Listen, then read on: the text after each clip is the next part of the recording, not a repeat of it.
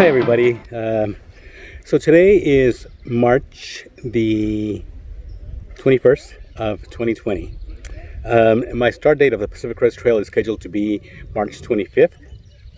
So this is kind of an update of what's going on, and this has a lot to do with the coronavirus, COVID-19. And what's happening is that the Pacific Crest Trail Association put out a memo to those that are signed up with the Pacific Crest Trail Association, in particular those that are going to be doing the hike. And they requested that hikers cancel or postpone their hike to better be more socially responsible. So there's a very much of a split in the thoughts among the hikers. Some are saying, we're going to go anyway, we're just going to take precautions, and we're going to be socially distancing, which happens a lot out on the hikes because you're not hiking very close to people. So I'm out here at Daily Ranch in Escondido right now, one of my favorite hiking places, and there are more people out here than I had ever seen. The parking lot is full. The cars are parked along the side of the road going down, which I don't recall ever seeing it, and I've been hiking here for many years.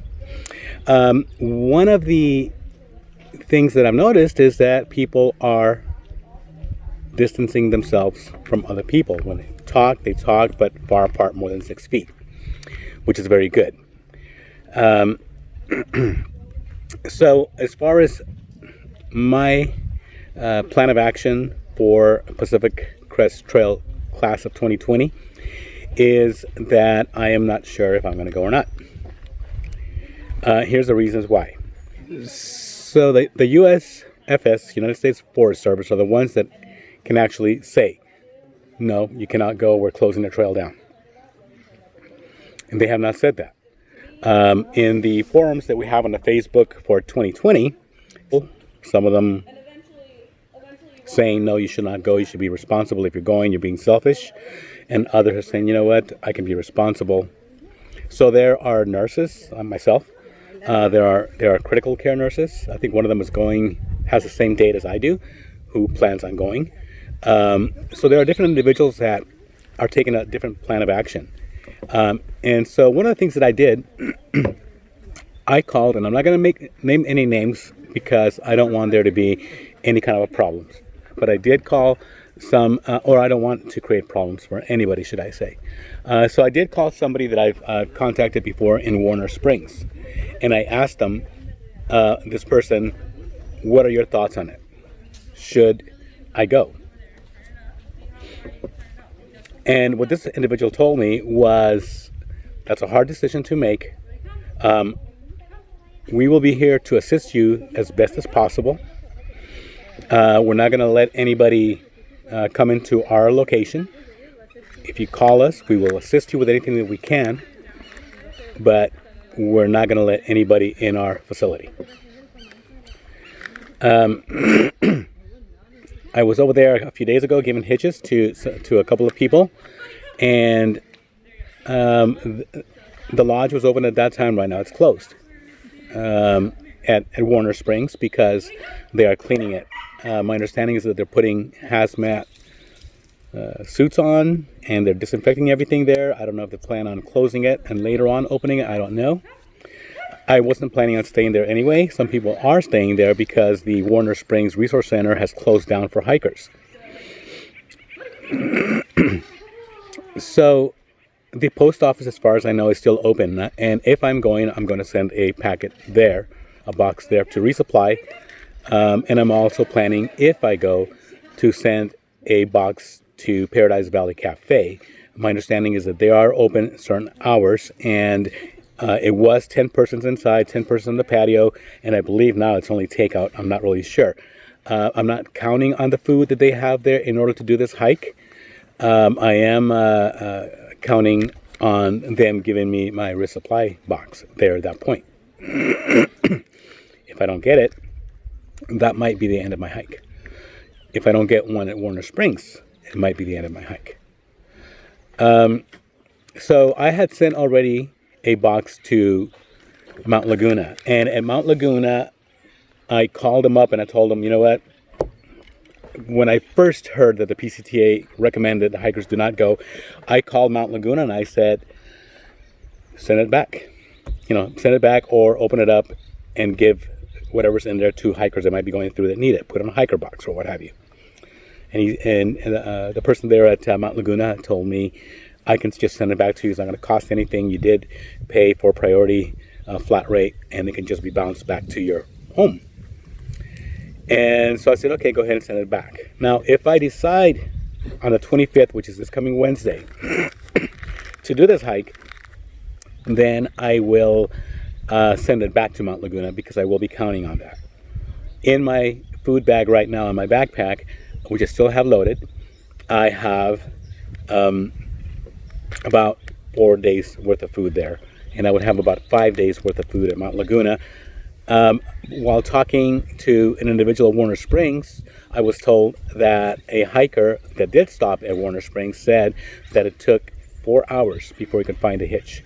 And the trail angel that is at Scissors Crossing, which is mile 77, that takes people 12 miles into Julian, he stopped giving rides because he has an elderly person at his home and does not want to contract anything and then pass it on to this elderly person that, according to the statistics, normally don't make it through the coronavirus, which is very sad. So here are my thoughts if I do it. First of all, I plan on being there early in the morning, between probably about 7 o'clock, so it's not that early. And then I was planning on hiking 20 miles the very first day. However, with all the moving that I've been doing, with the stopping in the exercising, I have decided. My plan is, if I do go, is to go from the southern terminus. I was planning originally on doing 20 miles, and I was thinking I'll do 15 miles. Well, I haven't been able to train very much because of all the moving, of the dehydrating the food, of doing so many things that we've done that I haven't really trained, and I don't think I want to push at 20 miles. I might not even want to push at 15 miles. I don't know at this time. But I do have enough food to take me to the malt shop. I did hear on the forum that hikers, as of yesterday, were able to go to the malt shop at Lake Morena, which is mile 20, and they were giving them food, takeout only, which for me means I can't buy a resupply at that point. The campground at Lake Morena is closed, so therefore I would have to camp before or after Lake Morena, and that's fine. I have a tent, and that's what backpackers do. And so if I do, I could eat something at Lake Morena.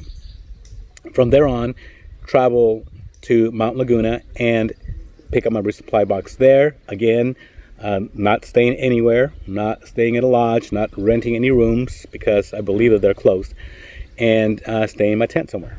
From there on, it's about 35 miles. About 34, right on there, to Scissors Crossing. That'll take me to Julian. That is my first place of concern. It might be that nobody wants to give somebody a hitch. It might be that I'm concerned about getting a hitch ride into Julian so that I can resupply. I have not sent or made a box to go to Julian. So that's going to be a point of concern, whether or not I'll be able to make it into Julian. Now, from there it's to mile 109.5 at Warner Springs. I would have a box there. That could take me all the way to Paradise Valley Cafe, as I stated earlier. One of the concerns that I have is that Mammoth Lakes has posted, we're a small community, we don't have that much medical ability to take care of people in our town if something happens with this coronavirus, and we cannot be overloaded by other people coming in, and they were alluding to hikers. I've heard by talking to an individual at Idlewild that Idlewild does not want people going there. Now, this would be depending on one location to the next location within the town. So I'm talking about the general consensus of these towns. For example, Julian, just recently on the Julian Market, has on their front door, it says, PCT hikers welcome. And they put that every year. Well, they're welcoming PCT hikers, but there are other, according to what I've heard, from an individual at Idlewild that says that no, Julian doesn't really want people going to Julian. Tourists or hikers. I feel pretty bad about going somewhere that I'm not wanted. Now, I have also heard on forums that people are saying, yes, we are welcome. Wrightwood says, we have everything here, we're ready for you.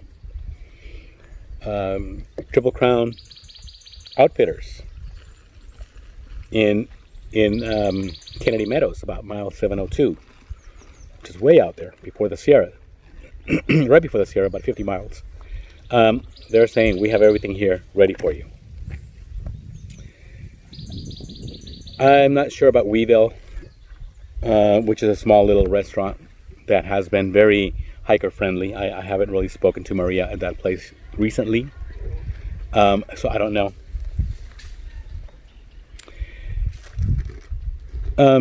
So this is really, there's two reasons why I won't go. If I decide, these people in towns, I think we as hikers are less of a threat to them than anybody else, because we are socially distant from other people on the trail. And if we are in a group and we know that social distancing, that will be applied. It's happening here today at Daly Ranch, and there's a lot of people here. And Pacific Crest Trail hikers, or any kind of through hiker, normally are a little bit more prepared than the regular everyday hiker. And they're taking this sort of thing very seriously. The other reason why I'm thinking not going is because some of the resupply for me, it would be kind of difficult getting into Julian. After after Paradise Valley Cafe, if it's open, if I can pick up my box there, I have to make it into Idlewild. Is there going to be anything open in Idlewild? Is the store going to be open? Do they even want me there? Then I was planning on sending a package to Cabazon. Well, I'm not making any more packages. I have a lot of dehydrated food, but I stopped making packages because I had originally thought about not going. And so anyway, I think I don't want to make this very long. So even if I decide to go, I seriously doubt that I'll be able to make it all the way to Canada because of the resupply strategies and the fact that towns are telling us, we don't want you. It's very sad. It's very disheartening. When somebody does a through hike, there's a lot of planning, a lot of preparation. Most people think that it's just the physical preparation, but it's not. There's a lot of logistics involved. Learning your resupply points, where there's going to be water. And we normally use an app called Gut Hooks to find that out. If people comment, sometimes they don't comment. The other thing is is also the gear that you have, and I have my gear pretty much dialed down. Excuse me. One of the other things that a through hiker has to take into consideration is when they're going to take zeros. Are they going to take a zero, which means no miles, out on the trail? And if you are you going to have any food? Because that zero, though you don't put any miles, you still need the nutrition, whether it be water, electrolytes, food. So you're going to have one day of less food, and if it's going to stretch out the resupply one day. So that's a little bit of a concern. And it saddens me very much because we gave up our apartment. We're going to move in with our daughter, which is a very good thing because that'll allow Olive Oil to spend more time with her grandkids, and she absolutely adores her grandkids, and so do I. And And so it's not really a bad thing. Also, in her job that she had, there was some concern about how she was being compensated for the amount of work that she was doing. And for me, as far as I'm concerned, it's a good thing that she's not working there anymore. As far as me, well, I'm a licensed vocational nurse. I was working on a one-on-one case before. It was paying okay, but there was no insurance compensation that I was having. So it wasn't really that great. You need medical insurance. I could get a job. Nurses normally can get a job pretty easily. I'd rather, however, being that I was ready to take some time off to do the Pacific Crest Trail, I'd rather take the same amount of time off, or maybe a little bit less, to see if this COVID-19 goes away, and then get a job. So the other issue that I have is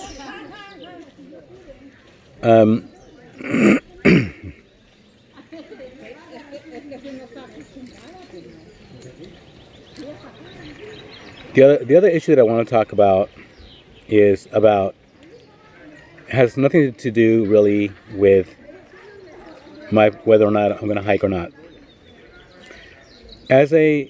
When I was a CNA, I did more patient contact than I do as a nurse. And the reason why is because the CNAs, which is certified nursing assistant, are the ones that do all the perinatal care. In other words, if they have a bowel movement or void in the diaper, or the brief, or whatever, you have to clean them up. If they vomit, you're cleaning up their vomit. You're doing all these things as nurses too, but a lot of the CNAs do a lot of the cleanup. And I have taken care of people with MRSA, with AIDS, HIV, which is the same thing. AIDS is the condition, HIV is the actual virus. I've taken care of people with VRE, vancomycin-resistant enterococcus. Very, very, very, it's kind of like MRSA. It's very contagious, and some people die from that. I've taken care of people with Clostridium difficile, otherwise known as C. diff. Very contagious, and also people have died from it. I have taken care of people with scabies. I have taken care of people with multiple issues, and I have never brought it home. The only time that I brought anything home, the only time that I had an illness or something that I caught, was one time I was working as a hospice nurse. I took care of a lady who was in her last days that was from Ireland originally. Her brother still lived in Ireland. He came over to visit. What I mean by that is to the United States, the U.S. She came over here to visit. He came over here to visit his sister, and he was all red. I could see the mucus. He was sneezing. He was coughing. I was not wearing a mask because nobody in that household was sick.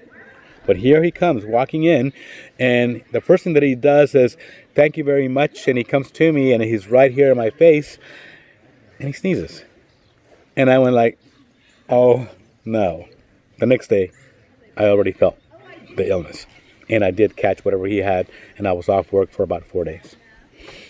Another time, I was taking care of a patient who was also dying, because I was a hospice nurse, and this patient was on a crisis care. Crisis care is when somebody's there for an extended amount of time, not just doing a visit for half hour to an hour and then leaving. It was a visit where it was 24 hours a day. Crisis cares not necessarily are 24 hours a day, however, they often are. And I was there for a 12-hour period. And this patient had severe diarrhea. I went there and I taught the family about contact precautions. You use gloves. Take them off in the room. Wash your hands. If you cannot wash your hands, use hand sanitizer briskly. It's the friction along with the alcohol that does it. Don't just do this. Don't just get hand sanitizer and go and you're done. No, you're not done. Okay? Get the hand sanitizer, put it on your hand, and rub it briskly. Rub it briskly. Rub it briskly. And keep on rubbing it briskly until your hands dry. Keep your nails short if you do. And keep on doing that.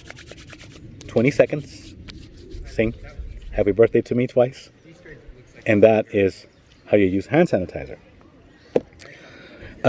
So this family did not follow my instruction. They were saying, this is my wife, this is my mom, this is my aunt, this is my cousins, a lot of people there. We don't have to wear gloves to touch the one that we love. And I was telling them, you're not wearing gloves or taking these precautions to protect against your loved one. It's to protect against the pathogen that she has. They didn't pay attention. That night, I was very ill from my stomach. I got diarrhea. The next day I went to work. 22 times before the middle of my shift, so at about the 6th hour, I went to the commode 22 times with diarrhea. Even though I was wearing gloves and taking them off. They contacted something, and then I would contact that not knowing, not even in her room, where people were contacting after they had touched her. And I got gastroenteritis. Gastro meaning, gastro is the stomach, entero is the intestines, gastroenteritis, itis is inflammation. So I had inflammation of my gastrointestinal system, and I ended up in the ER. And I ended up off work for a few days until I got rid of that. So one time I caught the norovirus at an assisted living facility. It was going around, and I got it. Another time in a nursing home, I got the norovirus. And so in about a 10-year span, maybe 11-year span. No, yeah, about an 11-year span, I've been in a hospital. In the hospital actually only twice. But I have caught something about 4 times. And I told my wife, Olive Oil, who used to be in also the medical field before, and she's not anymore. And and she knew, and she said, okay, we'll just take precautions at home, and she didn't get anything that I had. So it's very important for people to not contact. If I'm right here contacting this table, I don't know if anybody was here that had the coronavirus and wiped their nose and put their hands on here. And now I'm putting the hands here. And now I have it. And then I touch my nose. And now I get it. Or wipe my eyes. Any opening that goes into your body is a mucous membrane and also a portal of entry. A portal of entry that can permit you to get something. Okay, the other thing, and this will be the last thing that I'll talk about, is I recently saw a video, and I'll try to look for it, and if I do, I'll link it.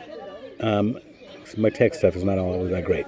It's a gentleman who was talking. He's not a doctor, but he's a scientist. He was talking about the coronavirus, and he was mentioning at minute 23 minutes and 14 seconds of this, he started talking about how these droplets, this coronavirus is transmitted by droplets or by touching something. And then you pick it up by touching the same area, or if one of the droplets lands on you, and then either on your mouth, your nose, or somewhere in your skin, and then you put it in your mouth or whatnot, and now you got it. It's transmitted. Well, at this 23 minutes and 14 seconds, this gentleman starts talking. He says, this droplets, they can actually, somebody sneezes and they can float in the air, and then you can walk into it. As far as my knowledge, as a licensed vocational nurse, that's not droplet precautions. And that's not droplets. That's airborne. Like tuberculosis, something that is less than 5 microns in size. You'll sneeze and it'll float like smoke. And then you walk into it and you breathe it in, then you get it. Droplets is I sneeze or I cough and a drop goes down, or I talk. When you talk, saliva comes out.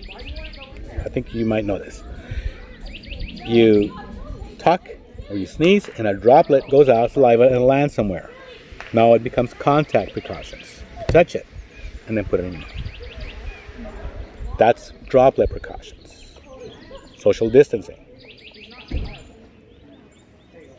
Airborne precautions are not that. Sneeze, droplet goes down, but other parts stay floating, and you walk into it, and you breathe it in. So I was kind of concerned about that aspect of it. I don't know. I haven't been told anywhere on the media stating that this was airborne precautions and not droplet precautions. I've heard that it was droplet precautions, and if it is, social distancing is very good, and it should take care of that. So do your own research on it. I'm just telling you what I know and what things that I would do if I go on this hike, the things that I do when I have to go to the store to buy things. There was a talk about this being worthless, about hand sanitizer just smearing the dirt on your hands. Ask all the nurses, ask all the doctors if that is the case. Don't ask Facebook.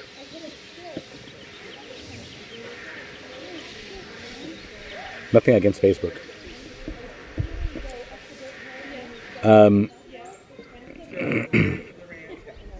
The state has told us if you're going to go into people's house, use your hand sanitizers before you open the door.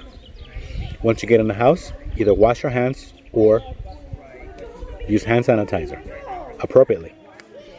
So as far as I'm concerned, this works. It's not a substitute for hand washing. This does not work against something like C. diff. C. diff, boiling water doesn't even work against C. diff. C. diff stays, it's Clostridium difficile, and it is not even the bacteria itself. It is a, I'll probably have to put it down because I forgot. I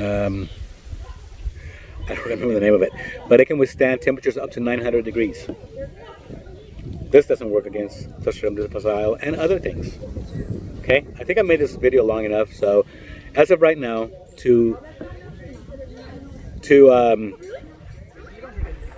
specify, I'm not sure at this point if I'm going to be doing the Pacific Crest Trail, and if I do it, I don't think that I'm going to be able to finish it because of the resupply concerns. And because of concerns in people, I don't want to disrespect the people in their communities, like Julian, like Idlewild, like Pacific Valley Cafe, which is a restaurant, but the people from Anza normally go there, or Idlewild. I don't want to be disrespectful to them. I don't want to make them fearful. So because of respect toward other people, I'm leaning toward not going. And it saddens my heart, to be honest with you. Because I love hiking, backpacking. I love hiker trash. That's the way we call each other, not trash that you throw on the ground, like there's some trash down there that somebody just threw down. Hiker trash is the way we call each other, us hikers, that we don't live for the hike, but we almost do. It breaks my heart not to go. And I don't know, maybe I'll just go to Warner Springs. I have no idea. I have no idea at all. If I make a video, if I do go, I will try to make a video wherever I get Wi-Fi. And I don't think there's any Wi-Fi. There is at the malt shop, but they don't want anybody hanging out aside on their patio. So I can't get Wi-Fi there. There is Wi-Fi somewhere in Mount Laguna, but a lot of it is closed. So I probably won't be able to upload a video there. Then also, how am I going to recharge my phone and my batteries if I can't stay somewhere? It's just a big mess. I would have to rent somewhere in Julian. I don't know if they want us. I don't know if they're closed. So I do apologize for making this video very long. But I'm sure that the subscribers that I do have, even though this channel is not monetized, you are subscribing and wanting to see some of the things that I'm putting out. And I felt it was my responsibility to you to let you know where my thoughts are on this, and I still don't know if I'm going to go or not. Thank you very much for subscribing. Of course, like, even though it's not monetized, I'm not getting anything out of it. I think if I would monetize this channel, that'd be great if I would get like thousands of subscribers, or a couple of thousand maybe. I might subscribe it because there's something that I would get, and I'd learn how to put links and whatnot. But that's not the reason why I have this channel. Now, if I don't go to PCT, Olive oil's going like, come on, let's go. If I do not go to the Pacific Crest Trail, you're going to see a lot more of olive oil, which is my better half. We'll do overnighters or 2-nighters or whatever we can. We don't have to stop in towns to do that. And you'll see a lot more of her, which is, she's much more entertaining than I am. And I thank you all for loving my wife as much as you guys do. Thank you. All right, everybody take care. Where is my wife at? She has not been wanting to say. Do you want to say hi to everybody? I mean, this is your channel too, you know. Hi everybody, and you will see him next year on PCT. Bye. Are you sure you got into the picture? Yeah? Yeah? Okay. Sure. Okay. She's been telling me also that I probably shouldn't go. Like she said, you'll see him next year. So if I do go, it's going to be also against her wish. Thank you very much. You guys take care.